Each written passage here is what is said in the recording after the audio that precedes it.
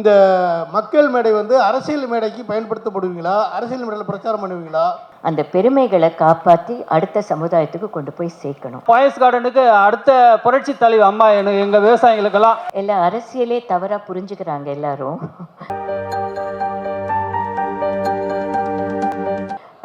மீடியாவுக்கும் ப்ரெஸ்ஸுக்கும் முதல்ல நன்றி. Thank you very much. Last year பாரத சேவாக்கும் நீங்கள் வந்தீங்க, பாரத் மார்க்கெட்டுக்கும் வந்தீங்க, பீஸ் ஃபார் சில்ட்ரன் ஆரம்பிக்கும் போதும் வந்து குழந்தைங்களுக்காக நான் செய்கிற காரியங்களெல்லாம் நீங்கள் எடுத்துக்கொண்டு மக்கள்கிட்ட சேர்த்தீங்க. மீண்டும் எங்களுடன் துணை இருந்து இந்த மக்கள் மூமெண்ட்டுக்காக நீங்களும் எங்கள் கூட இருந்து நீங்களும் ஒரு சிட்டிசன் எங்களோட ட்ராவல் பண்ணணும். நீங்கள் கேட்க வேண்டிய கேள்விகளுக்கு இப்போ நான் பதில் அளிக்கிறேன். ஹலோ மேடம், ஃபர்ஸ்ட் இயரை வந்து நீங்கள் வந்து கம்ப்ளீட் பண்ணியிருக்கீங்க. இது அடுத்தடுத்து எந்தெந்த மாதிரியான ஸ்டெப்ஸை வந்து நீங்கள் முன்னெடுத்துருக்க போகிறீங்க மேடம்? பாரத சேவாவாக ஆரம்பித்தது தான் இன்றைக்கி ஒரு லொக்காலிட்டிலையும் மக்கள் மேடையாக கொண்டு போகிறோம். இந்த ஒரு வருஷத்தில் அந்தந்த இடத்துல குழு இருந்தால் தான் அந்தந்த காரியங்களை செய்ய முடியும், ஊர் நலனுக்கு வேலை செய்ய முடியும்ன்றதுனால 234 தொகுதிகளாக இருக்கிற தமிழ்நாட்டிற்கும் 42 மாவட்டங்களாக இருக்கிற தமிழ்நாட்டிற்கும் எல்லா ஊர்களிலும் கிராமம் வரைக்கும் நம்ம மெம்பர்ஸ் நம்ம குழுக்கள் வேலை செய்து ஒரு நெட்வொர்க், அப்படி நெட்வொர்க் ஹெட் ஆஃபீஸ் வரைக்கும் எல்லாம் தெரிவிக்கிறதுக்கும் நல்ல காரியங்கள் பண்ணுவதற்கும் தான் இவங்க காவலர்கள், பாதுகாவலர்கள், நிர்வாகிகள், பொறுப்பாளர்கள், அக்கௌண்டபிலிட்டின்னு சொல்லுவோம் இங்கிலீஷில். அந்தந்த ஊருக்கு ஒரு அக்கௌண்டபிலிட்டி. நம்மளும் இந்த ஊரில் ஒருத்தர், மக்களோட மக்களாக நாம் எனக்கு என்னன்னு நம்ம போகிற காலம் இல்லை இது. இன்றைக்கி நம்மளுக்கு என்ன அப்ளை ஆகுதோ அதே தான் இன்னொருத்தருக்கும் அப்ளை ஆக போகுது. ஸோ எல்லோரும் ஒற்றுமையாக இருந்து ஒரு ஊரை எப்படி உன்னதமாக வைத்து கொள்ளணும், ஒரு ஊருக்காக எப்படி செய்ய வேண்டும் என்று ஈச் அண்ட் எவ்ரி பர்சன் இதில் உழைக்கணுன்றதுக்காக தான், அந்த spirit of nationality and nativity இருக்கணுன்றதுக்கு தான் இது முக்கியமாக எடுக்கிற முயற்சி. மேடம், இப்போ வந்து உங்களோட வாலண்டியர்ஸ் வந்து ஒவ்வொரு மாவட்டங்களையும் சேர்ந்துருக்காங்க. அடுத்தடுத்து யங்ஸ்டர்ஸ் இவங்கெல்லாம் வந்து வாலண்டியர்ஸாக சேர்கிறதுக்கு எந்த மாதிரியான பிளாட்ஃபார்ம்ஸை வந்து நீங்கள் வந்து இது பண்ணுறீங்க? மக்கள் மேடையிலே டிவிஷன்ஸ் இருக்குப்பா. லாயர்ஸ் சேரலாம், ஐஏஎஸ் சேரலாம், ஐபிஎஸ் சேரலாம், teachers, retired head masters, village officers, கார்ப்பரேஷன்லேருந்து ரிட்டையர் ஆனவங்க, முனிசிபாலிட்டிலேருந்து ரிட்டையர்ட் ஸ்டூடெண்ட்ஸ், யாராக இருந்தாலும் அவங்கவுங்களுக்கு சேவை மனப்பான்மை, நம்மளும் நம்ம வாழ்க்கையில் நம்ம ஊருக்காக நம்ம நாட்டுக்காக ஏதோ செய்யணும்னு நினைக்கிற எல்லாருமே அந்தந்த விங்கு கடியில் வந்துடுவாங்க. மக்களோட lawyers wing, students wing, ladies wing எல்லாம் அந்தந்த விங்கு கடியில் வந்துடுவாங்க. நாங்கள் ஒரு அட்ரெஸும் ஒரு இமெயில் ஐடியும் ஒரு காண்டாக்ட் பாயிண்ட்டும் கொடுத்துருக்கோம். எங்கள் வாலண்டியர்ஸும் அந்தந்த ஊரில் இருப்பாங்க, மெம்பர்ஸ் இருப்பாங்க. அவங்கள தொடர்பு கொண்டு இது ஒரு ஸ்தாபனமாக தமிழ்நாடு ஃபுல்லாக கொண்டு போகிறது மெம்பர்ஸோட இன்னும் அப்போ இந்த நடந்து கொண்டு இருக்கிறது. யாராக இருந்தாலும் எங்களை தொடர்பு கொள்ளலாம்.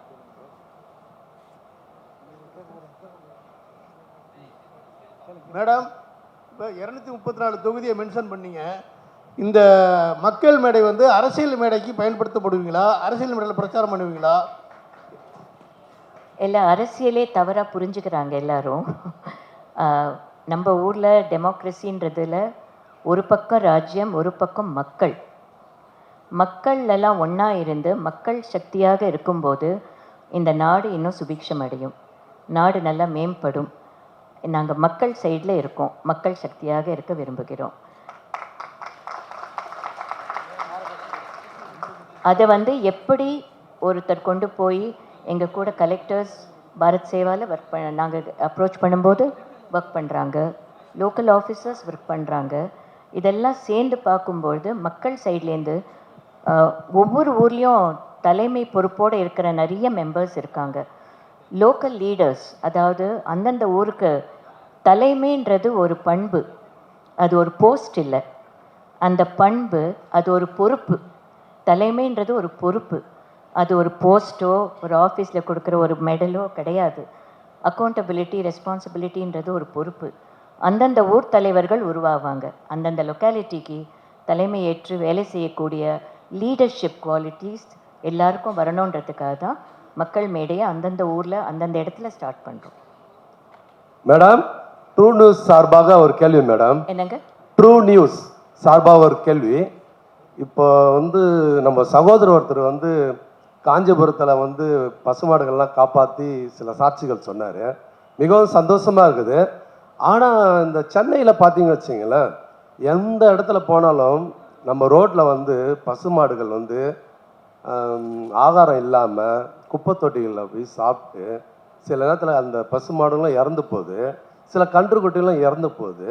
அதே நேரத்தில் வந்து மெயின் ரோட்டில் பார்த்தீங்கன்னா வாகனங்கள் இடித்து அது இறந்து போகுது பசுமாடுகள். இப்போ உங்களுடைய பாரத் சேவா மற்றும் மக்கள் மேடை சார்பாக, உங்கள் இயக்கத்தின் சார்பாக இந்த மாடுகளுக்கு நீங்கள் ஏதாவது உதவிகள் செய்வீங்களா? கண்டிப்பாக அந்த லொக்காலிட்டியில் வேலை செய்கிற மக்கள் மேடை முயற்சிகள் எடுக்கணும். அதுக்கு தான் தனிப்பட்ட முறையில் வருத்தப்பட முடியும், ஆனால் வேலை செய்து போய் எனக்கு செய்யணும்னு தெரியாது. கூட்டமாக குழுவாக மக்கள் ஒன்றோடு ஒன்று சேர்ந்தா நம்ம எதை வேண்டான்னு நினைக்கிறோமோ அதை நடக்காமல் பார்த்துக்க வேண்டியது நம்ம கடமை. நம்ம எதை அலோவ் பண்ணுறோமோ அது நடந்துக்கிட்டே போகுது. நம்ம எதை தவறுன்னு நினைக்கிறோமோ அதை தடுக்கிற முயற்சிகள் நம்ம மக்கள் சக்திக்கு வரணும். மக்கள் ஒன்றாக சேர்ந்தா இது செய்யலாம், செய்யக்கூடாது, செய்ய விடக்கூடாதுன்ற முயற்சி மக்கள்கிட்டேருந்து வரணும். அதனால தான் மக்கள் ஒன்றாக சேர்ந்து மக்கள் மேடை உறுப்பினர்கள் சேர்ந்து ஒரு ஊருக்கு எது தவறு நினைக்கிறோமோ அது நடக்காமல் பார்த்துக்கொள்வது நம்மளுடைய முயற்சி. மேடம் 60+லையும் இவ்வளோ இண்டிபெண்ட்டாக சோஷியல் ஒர்க் இவ்வளோ அழகாக பண்ணுறீங்க. ஃபேமிலி சப்போர்ட் உங்களுக்கு எவ்வளோ கிடைக்குது மேடம்? அவங்க உங்களுக்கு எவ்வளோ சப்போர்ட்டிவாக இருக்காங்க? Thank you very much. இது விமன் எம்பவர்மெண்ட் கேள்வி மாதிரி. தேங்க்யூ. அவங்க சப்போர்ட் இல்லாமல் எதுவும் நடக்காதுங்க. இன்றைக்கு நான் முக்கியமாக எல்லாரும் வந்தப்புறம் சொல்லணுன்றதுக்காக வெயிட் பண்ணிகிட்டு இருந்தேன். எங்கள் விவசாயிகள் எல்லாரும் ஒரு வீட்டில் ஒரு கணவருடைய சப்போர்ட் இல்லாமல் ஒரு பெண் எதையுமே எடுத்து செய்ய முடியாது. பிரதர், சிஸ்டர், பிள்ளைகள், கிராண்ட் சில்ட்ரன் இவங்க எல்லாரும் நம்ம வீட்டில் இருக்கும்போது நம்மளுடைய தாட்ஸை கேட்டு நம்ம சொல்கிறத பங்கு கொண்டு அதில் பார்ட்டிசிபேட் பண்ணி அதில் நம்மளுக்கு ஊக்குவம் கொடுக்கறது இல்லாமல் நம்ம யாருமே எந்த இடத்துலையும் வந்து வேலை செய்ய முடியாது. அதற்கு முதல்ல என் கணவருக்கு நான் தலை வணங்கி நன்றி தெரிவிச்சுக்கிறேன்.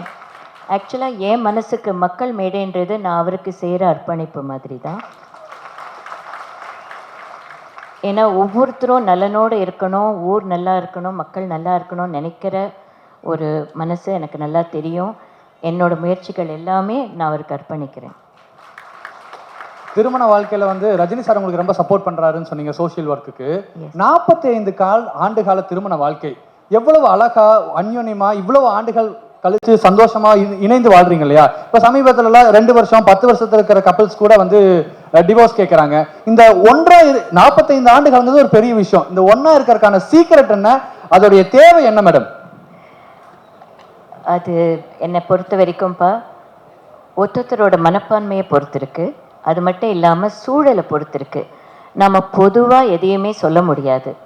ஒருத்தரோட வாழ்க்கை வித்தியாசமானது. ஒரு நபர் லைஃப் அப்ரோச் பண்ணுற விதம் வித்தியாசமாக இருக்கும். அவங்கவுங்க இருக்கிற சூழல், அவங்களுக்கு கிடைத்த அனுபவங்கள், அவங்களுக்கு கிடைக்கிற நல்லது கெட்டது எல்லாத்தையும் வச்சு பக்குவமாக கொண்டு போகிறது தான்.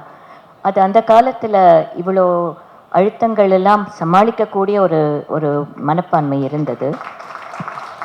இருந்தாலும் இன்றைக்கும் எவ்வளவோ பேர் நல்லா வாழ்ந்துட்டுருக்காங்க. நம்ம பாசிட்டிவாக இருக்கிறவங்கள பார்த்து சந்தோஷப்படணும், கஷ்டப்படுறவங்கள பார்த்து அவங்களுக்காக வேண்டிக்கணும். இது வந்து ஒரு 2 மனங்களுக்குள்ளே இருக்கிற ஒரு ஆத்மார்த்த அன்பை பொறுத்திருக்கு. மேடம், இப்போ பசுமாடு பாதுகாக்கப்படணும் அப்படின்னு சொல்லியிருந்தீங்க. மாடுகளில் எல்லா மாடுகளுமே ஒரு இனத்தை சேர்ந்தது தான். பசுமாட்டை விட எருமை மாடு அதிகமாக பால் கொடுக்குது, அடர்த்தி கொடுக்குது, அது இருக்குது. அதே மாதிரி காளை மாடுகளும் இருக்குது. ஏன் குறிப்பாக பசுமாட்டை மட்டும் பாதுகாக்கணும்னு சொல்கிறீங்க? இல்லை, நாங்கள் பசுமாடை மட்டும் சொல்ல, அது ஒன் ஆஃப் த முயற்சி. அருண் இன்னைக்கு வந்திருக்கிறது அவரோட வேலையை ரெப்ரசன்ட் பண்ணி வந்திருக்காரு. நாங்கள் பாரத சேவா கூட சேர்ந்து சங்கல்பம் ஒரு ப்ராஜெக்டையும் லான்ச் பண்ணோம் போன வருஷம். உங்களுக்கு ஞாபகம் இருக்கும், குருமார்கள்லாம் வந்து ஆசீர்வாதம் பண்ணி கொடுத்துட்டு போனாங்க. அதில் கோஷாலைகள் அப்படின்னு ஒரு கேட்டகரி இருக்குது, வேத பாடசாலைகள்னு ஒரு கேட்டகரி இருக்குது, பராமரிப்புகள், கோயில் பராமரிப்புகள் எல்லாமே அதில் வரும். அந்த புரோகிதர்கள் எல்லாமே வரும். அந்த கோஷாலைகளை எடுக்கும்போது எரும மாடு, பசுமாடு எல்லாம் சேர்ந்து தான் வரும். அதில் கோன்றது வந்து சர்வ தேவதா ஸ்வரூபம்ன்றது அந்த தர்மத்துக்கு உகந்தான் இருக்கிறதுனால பசுமாடை பற்றி பேசினாங்க. அதனால வந்து எரும மாடு நம்மளுக்கு சிவன் நம்ம எல்லா பகவானையும் வேண்டிக்கிறதுல 2 மாடுகளுக்கும் சமமாக தான் இருக்குது. அது கண்டிப்பாக பாகுபாடு மனிதர்களுக்குள்ளே இருக்கிற பாகுபாடு மாதிரி கேட்டலுக்கு இருக்காது, கண்டிப்பாக இருக்காது. மேம், இந்த அமைப்பு ஆரம்பித்து 1 வருடம் ஆகுது. இந்த 1 வருட காலத்தில் தங்களுக்கு நிறைவாக கொடுத்த பணி என்ன? நீங்கள் என்னென்ன சாதிச்சதாக நினைக்கிறீங்க? முதல்ல மக்கள்கிட்ட கொண்டு போய் சேர்க்கறது ஒரு பெரிய முயற்சியாக இருக்குது. ஏன்னா அந்த காலம் மாதிரி இன்றைக்கி ட்ராவல் வந்து அவ்வளோ ஈஸி கிடையாது. டிஸ்டன்சஸ் ஜாஸ்தியாக இருக்குது, பரப்பளவர்கள் ஜாஸ்தியாக இருக்குது. கிராமம், அதுக்கு மேலே குக்கிராமம், மலைவாழ் கிராமங்கள் அப்படின்னு எல்லா இடத்துக்கும் கொண்டு போய் சேர்க்கறது ஒரு பெரிய முயற்சியாக இருக்குது. இப்போ நாங்கள் சாதிச்சதுன்னு நினைக்கிறது வந்து எங்கள் மெம்பர்ஸ் எல்லாம் ஒன்றா சேர்த்து 42 மாவட்டத்தில் இருக்கிறவங்களையும் ஒன்றா சேர்த்துருக்கோம். அதில் மக்களை ஒன்றா சேர்த்து, எங்கள் குழு மக்களை ஒன்றா சேர்த்து நிறைய இடத்துல எல்லா காரியங்களும் மாவட்டங்களில் நடக்குது. இப்போ ஒரு ஊரில் 10 மடப்பாயின்னு ஒன்று இருக்கும், இன்னொரு இடத்துல ஒரு ஜமக்காலம் இருக்கும், இன்னொரு இடத்துல கைவினை பொருட்கள் தஞ்சாவூர் பொம்மைன்னு இருக்கும், வேறு கைவினை ஒன்று இருக்கும். அதை விசாரிக்கும்போது இதுதான் இந்த பொருளை பண்ணுற கடைசி குடும்பம் அப்படின்னு சொல்லும்போது நம்ம மனசு ரொம்ப வலிக்கும். ஏன்னா இந்தியாவில் வந்து நம்ம பாரம்பரிய பொருட்கள், இது ஒரு ரிச் எக்கானமியாக இருந்த ஒரு கண்ட்ரி. நம்ம யார்கிட்டையும் எதுக்காகவும் போகல, யாரோடையும் நம்ம வார் தொடர்பு கொள்ளலை, வந்தவங்களை எல்லாரையும் வரவேற்ற நாடு இது. அதில் ஒவ்வொரு ஊர்லேயும் பெரிய அடையாளங்கள் நம்மளுக்கு இருக்குது. லொக்கேஷன் வைஸ் அடையாளம் இருக்குது, பொருள் வைஸ் அடையாளங்கள் இருக்குது, கைவினையில் அடையாளங்கள் இருக்குது.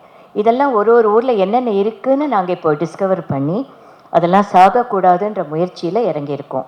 அதுக்கு தான் பாரத் மார்க்கெட்டை கொடுத்துருக்கோம். மற்றபடி லோக்கல் அடையாளங்கள், ஒவ்வொரு ஊரில் உங்களுக்கு ஏதோ ஒரு பெருமை இருக்குது, அந்த பெருமையான அடையாளங்கள் போயிடக்கூடாது. அதை மக்கள் தான் பாதுகாக்கணும்.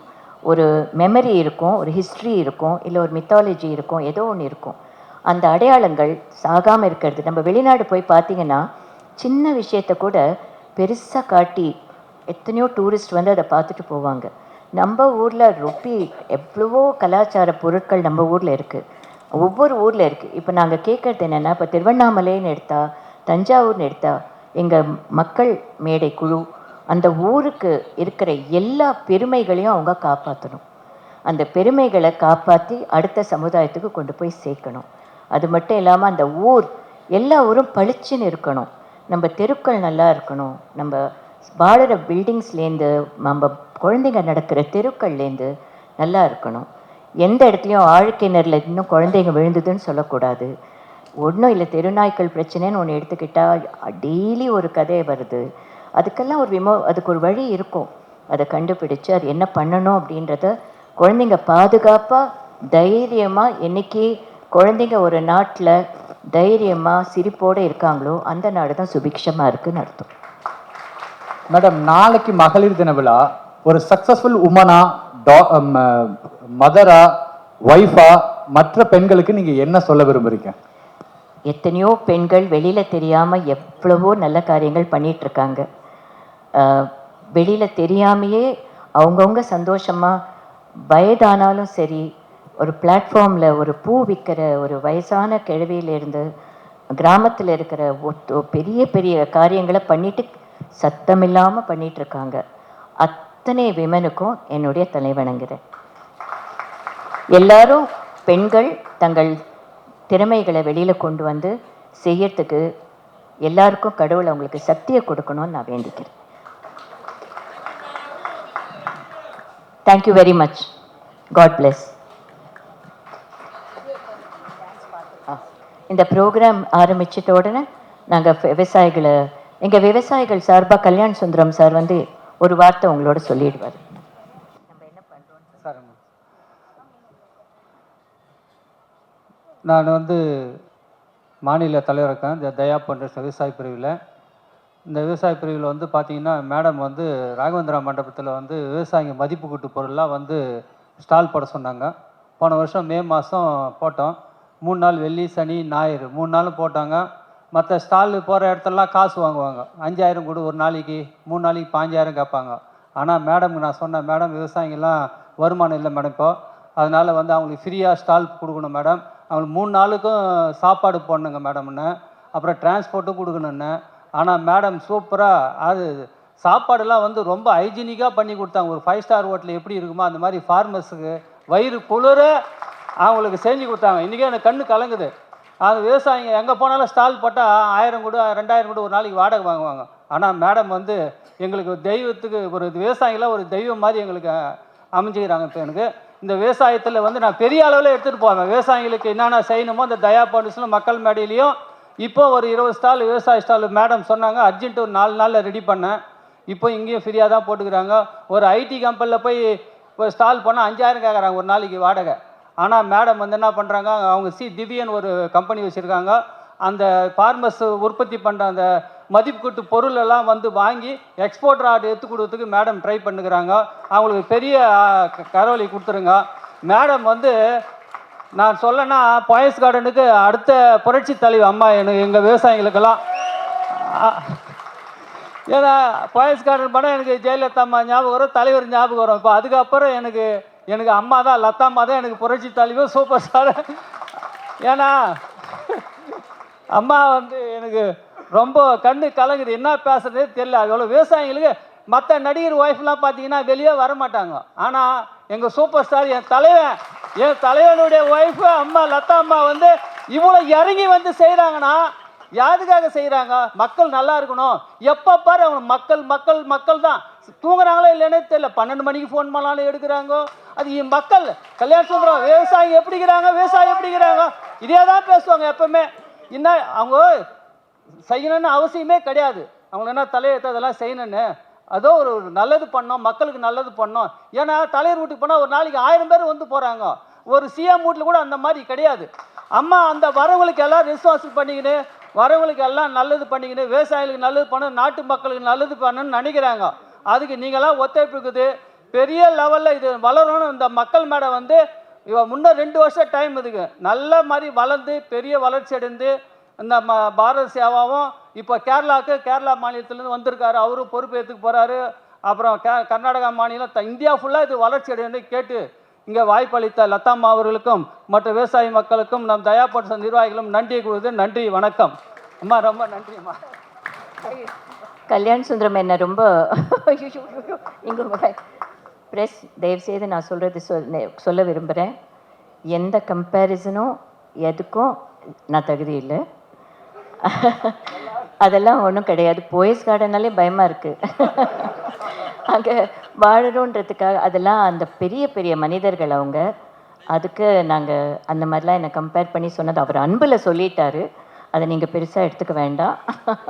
அதையும் சொல்லிடுறேன். அடுத்த அம்மா, அடுத்த போயஸ், அடுத்த இது எதுவும் கிடையாது. நாங்கள்லாம் ஒரு சேவை பண்ண வந்திருக்கோம். தயவுசெய்து அவங்கெல்லாம் ரொம்ப பெரிய ஸ்தானத்தில் கஷ்டப்பட்டு முன்னுக்கு வந்து எங்கள் ஏரியாவில் எங்களுக்கு பெருமையாக இருந்த ஒரு ஏரியாவில் இருந்தவங்க. அவங்களெல்லாம் நாங்கள் நினச்சி பெருமைப்படுறோம். அந்த வாழ்த்துக்கு நன்றி, அன்புக்கு நன்றி. ஆனால் அந்த மாதிரி கம்பேர் பண்ணுறது வேண்டாம். ப்ரெஸ்ஸுக்கு நான் சொல்லிக்கிறேன். போயஸ் கார்டனில் இருக்கிறது போயஸ் கார்டன்ற ஒரு அடையாளத்தை தவிர வேறு எதுவும் கிடையாது. தேங்க்யூ. நான் எல்லாருக்கும் ஒரு தாயாக இருக்க விரும்புகிறேன், அவ்வளோதான். தேங்க்யூ. இவர் கேரளாலேருந்து வந்திருக்காங்க. கேரளா பொறுப்பாளர். பாரத சேவா எல்லா இடத்துலையும் அவங்க அங்கங்கே மக்கள் மன்றம், மக்கள் மேடை எங்கெங்கே ஸ்டார்ட் பண்ணுறாங்களோ அவங்கவுங்க சேர்ந்து செய்கிறாங்க. ஆமாம், கேரளாலையும் ஒரு பாரத் மார்க்கெட் பண்ணுறதுக்கு கேட்டிருக்காங்க, அங்கேயும் போடுறோம். Thank you very much. தேங்க்யூ. இப்போ அந்த ப்ரோக்ராம் கண்டினியூ பண்ணலாமா? Thank you very much.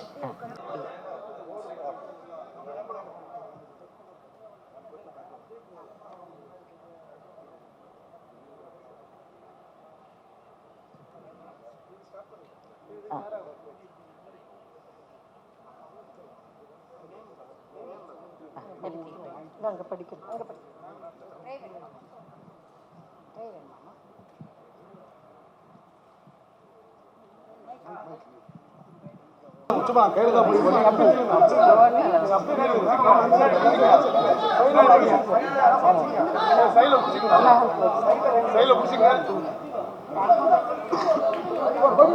கொஞ்சம்